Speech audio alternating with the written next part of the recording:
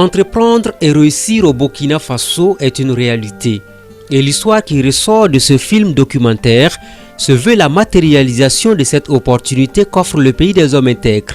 Nous sommes en 2006. Au détour d'une visite touristique dans l'ouest burkina, Pierre Bolduc fait la découverte d'un travail artisanal qui consistait en l'exploitation mécanique de latérite. Tombé sous le charme de cette prouesse qui déterminait la volonté manifeste des populations de réussir avec l'existence sans moyens exceptionnels, Pierre décide alors de revenir au Faso pour encourager cette exploitation qui bénéficiait déjà du soutien du père de la Révolution.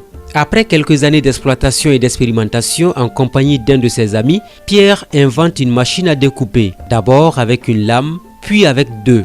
C'est le début d'une entreprise de briqueterie qui va s'appeler Kama-Pierre. En 2006-2005, je me suis offert pour venir aider à construire un hôpital ici.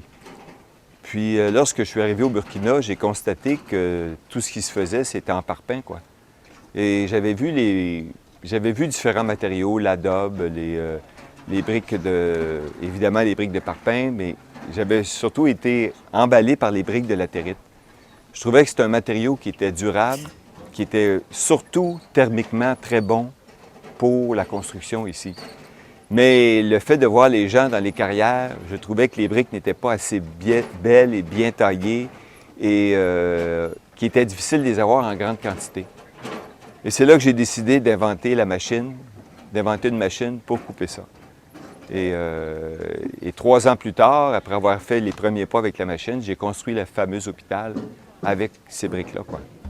En 2012, Pierre Bolduc expose son savoir de producteur de briques en latérite à la rencontre gouvernement-secteur privé. C'est ainsi qu'il lui sera demandé de penser au partage du savoir. 2 années plus tard, le centre de formation Kama-Pierre voit le jour avec 30 étudiants en collaboration avec la Chambre des métiers et d'artisanat du Burkina Faso. À la faveur de la rencontre gouvernement-secteur privé, nous avons pu faire la connaissance de M. Bolduc de Kama-Pierre. Alors, et lors de son exposition, nous sommes intéressés au travail qu'il faisait, notamment la taille des briques en pierre par des moyens mécaniques. Et c'est suite à cela que la Chambre des métiers, bien sûr, au regard des missions qui lui sont assignées, à savoir le développement des métiers et la lutte pour l'emploi des jeunes, que nous avons passé un partenariat avec cet acteur ce qui a pu accroître la production. Et l'idée nous est venue, sur la base de ce partenariat, de pouvoir développer des actions de formation à travers toute l'activité qui se fait dans sa carrière à Bobo Dioulasso et de voir plus tard comment on peut dupliquer ces formations à travers le Burkina. Alors c'est dans ce cadre justement que, en collaboration avec le FAFPA, le Fonds d'appui à la formation professionnelle de l'apprentissage du ministère de la Jeunesse et de la formation professionnelle de l'emploi, nous avons pu obtenir un financement pour former un certain nombre de jeunes sur le site. Et l'objectif de cette action pilote, c'était de pouvoir sortir de cette couvée des jeunes pour servir de formateurs plus tard, notamment dans la coupe de briques et aussi dans la pose de briques. Et c'est dans ce cadre-là que cette action est en cours au niveau du site de Kama-Pierre. La brique en latérite, selon le fondateur de Kama-Pierre, devrait avoir une place importante dans la construction en Afrique et au Burkina Faso pour plusieurs raisons. Ne pas prendre la latérite au Burkina, c'est comme ne pas prendre le bois au Québec pour construire. C'est que vous avez un matériau qui est là, qui est en quantité innombrable, en quantité... chaque Burkinabé peut se construire un château, quoi. Il y a tellement de briques de latérite ici que toute l'Afrique de l'Ouest pourrait être construite seulement à partir du Burkina Faso. Ce qui fait que c'est un matériau qui est disponible, qui est connu, qui est déjà traditionnellement accepté, mais il n'y avait pas la mécanique ou la technique pour être capable de le produire, pour faire ce qu'on appelle des maisons modèles ou des maisons qui ont un certain esthétisme dedans, pour avoir une beauté dans le matériel. On est en train de mettre dans la tête des gens que c'est plus beau que le parpaing. Que si tu as une maison en parpaing, c'est une pas belle maison. Si tu as une maison en bloc de latérite, tu as une belle maison. On veut changer cette idée-là dans la tête des gens. Que le matériau de latérite n'est pas un matériau secondaire, mais qui devrait devenir le matériau primaire de construction au Burkina. La méthode Kama-Pierre permet de produire entre 2000 à 3000 briques par jour et paraît comme une solution dans la production de briques en latérite. En 2006, M. Pierre Bolduc est venu comme tourisme pour venir visiter la carrière. On s'est servi, il m'a dit, M. Keita, vous êtes en train de creuser? J'ai dit oui. Il dit, lui, il voulait fabriquer des machines pour la carrière. J'ai dit, je serai avec vous. Il est venu le 1er juin 2006 encore. Et puis il a installé une petite moteur, on a commencé à couper sur le chantier de Kéba. Quand on a essayé de couper, c'était tellement difficile. Il y avait des poussières. C'était triste, quoi. Donc on a essayé, deux personnes, arriver à 3 personnes, 4 personnes. On commence à aller mollo, jusqu'à maintenant. Quand on creusait la mer, si on gagne 100 briques la même, c'est beaucoup. Mais avec les moteurs ici, là, c'est plus de... Ce sont des 2000, 3000 briques. La production des briques par la méthode Kamapierre passe par plusieurs étapes. La pose des rails, le découpage, le décapage et la taille. Le chef de chantier de Kamapierre, premier employé de l'entreprise, fonde beaucoup d'espoir sur ce projet exceptionnel. En arrivant ici, le processus, la première chose, c'est pour gagner un terrain qui est un peu plat, où il y a de latérite. Après avoir trouvé ça, tu fais l'installation des rails. L'installation des rails se fait avec les niveaux, et puis le laser, et puis les gabarits, et puis les trépieds. Après avoir fini de classer les rails, tu mets la cornière là-dessus. Tu regardes avec le laser si c'est la cornière est droite. Maintenant, tu peux s'installer le moteur là-dessus. Ça, c'est le premier point. Au deuxième point, c'est pour couper. Quand vous avez fini de s'installer le moteur là-dessus, vous mettez la lame. Si c'est 2 lames, vous mettez 2 lames. Si c'est une seule lame, vous portez une seule lame. Et puis, vous commencez à mesurer avec les mètres. Il y a des gabarits qui sont derrière les chariots là. Ce sont des centimètres. Donc, si vous mesurez avec les mètres, ça donne 14. En descendant la lame là pour couper, ça donne 13,5. La largeur. Et puis la profondeur 20. Après avoir fini ça, vous regardez avec le laser encore la profondeur et puis la baguette.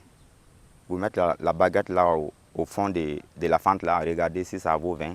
La baguette là va créer des pins, donc ça veut dire que c'est 20. Ça c'est la deuxième étape. La troisième, le décampage. Après avoir fini de couper, les élèves commencent à décamper les briques là. Et puis les briques là vont se trouver sur la site de 56 pour tailler. La table 56. Donc s'ils ont fini de transporter les briques là sur la 56, ils ont commencé à tailler. Directement, on met dans la véhicule. Quand les briques là commencent à tailler, il y a des gens qui prennent les briques là directement pour mettre dans les véhicules, dans les camions, dans les pout-pout, et puis ça continue. Directement sur le chantier de la construction. Donc c'est comme si vous faites une commande ici, c'est enlever les briques, transporter les briques, les maçons sont prêts, ils sont en train de construire. La formation à Kamapierre dure 6 mois. Pendant ce cycle, les étudiants passent par plusieurs filières leur permettant d'être aptes à produire. Après 4 mois de formation, ils ont la capacité de poser entre 90 à 120 briques par jour, alors que la moyenne est de 60 briques. La Chambre des métiers fonde un réel espoir sur ce projet Kamalfa, car à terme, il permettra de former un grand nombre d'artisans. Et c'est justement sur cette base que le ministre en charge de l'artisanat a effectué en mars une visite sur le terrain à la présentation de ce projet par l'intermédiaire de la Chambre de commerce et d'industrie. Nous avons eu un représentant de l'ambassade qui a effectué et aussi une visite et nous sommes toujours en contact pour voir dans quelle mesure on pourrait renforcer justement la formation professionnelle des jeunes et placer plus de jeunes auprès de ce site. Dans ce métier prédestiné aux hommes pour beaucoup d'experts, les jeunes filles se distinguent par leur faculté de réussite dans la formation. Mieux, elles tirent une satisfaction dans l'apprentissage et certaines ont déjà des ambitions pour le futur. Tout ce qui est ici sur le chantier, chacun doit passer sur tout, on doit tout faire. On fait, des fois vous faites la maçonnerie, des fois tu es sur les machines, des fois tu fais le décampage, tout. On fait tout sur le chantier ici. Donc maintenant, c'est à toi maintenant de mettre dans ta tête, quand la formation va finir, la partie qui te plaît, tu dis maintenant, là on va bien te former sur ça. Moi en tout cas ici, c'est la coupe au sol qui m'intéresse. C'est vital pour une femme. Au début, bon, j'avais pensé à ça, c'était difficile, mais les hommes peuvent le faire, pourquoi pas nous? Mais après quand on a commencé, j'ai vu que c'est comme les hommes, ça ne dérange pas.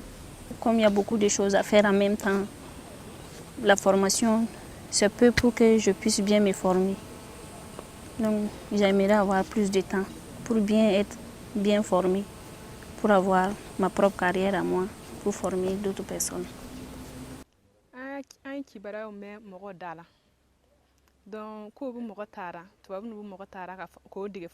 Elle a eu l'information à travers donc une autre femme, comme quoi il y avait des Blancs qui étaient là, qui organisaient une formation en maçonnerie.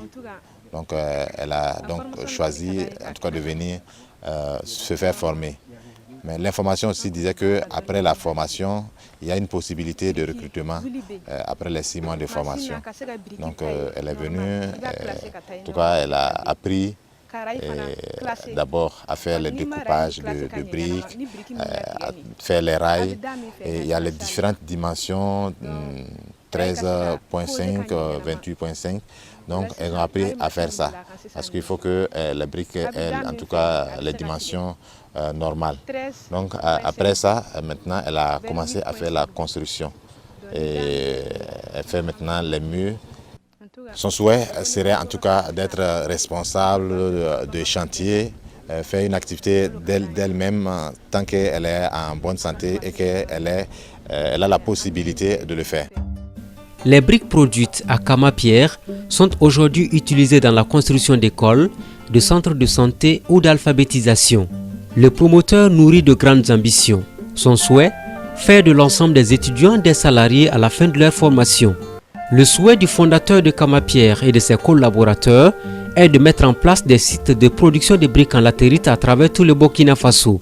La vision, c'est de faire en sorte que cette activité puisse se tenir sur le plan local. Alors dans les régions, dans les villes, dans les villages. Et justement, dans cette vision, nous envisageons, à partir de l'expérience que nous allons tirer du centre de formation que nous avons commencé à mettre en œuvre au niveau des sites de Kamalfa, Bobo Dioulasso, de développer d'autres centres de formation à Ouagadougou et dans d'autres régions. Alors la vision c'est laquelle? La vision c'est de faire en sorte que les jeunes des différentes régions où des actions vont être menées puissent être formés sur place, puissent développer des initiatives, puissent aller vers l'entrepreneuriat et pouvoir être soutenus par la Chambre des métiers et les partenaires techniques et financiers pour leur permettre d'exercer ce métier et de permettre de travailler au développement local.